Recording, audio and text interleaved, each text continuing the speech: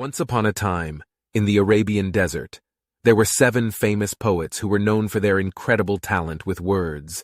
They were so skilled that their poems were said to be like magic, able to captivate anyone who heard them.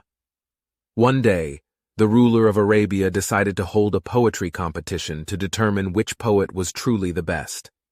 The 7 poets eagerly accepted the challenge and began to prepare their finest works. When the day of the competition arrived, the 7 poets gathered in front of the ruler and recited their poems one by one. Each poem was more beautiful than the last, and the audience was entranced by the words. Finally, the last poet finished reciting his poem, and the audience erupted into applause. The ruler, however, was not satisfied. He believed that there must be one poem that was truly the best, and he wanted to know which one it was. So he came up with a plan. He asked each poet to write their poem on a piece of silk and hang it on the walls of the Kaaba, a sacred building in Mecca.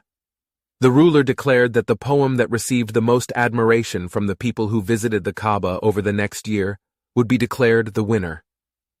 The poets agreed, and each wrote their poem on a piece of silk, which they then hung on the walls of the Kaaba. Over the next year, people came from all over Arabia to see the poems and read them.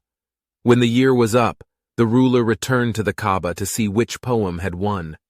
To his surprise, he found that 7 poems had been declared the best, each one receiving equal admiration and praise from the people who had seen them.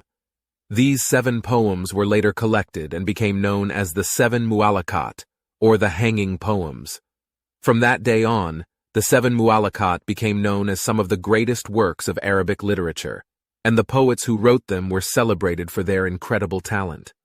And that is why, even today, the 7 mu'allaqat are still remembered and studied as an important part of Arabian culture and history.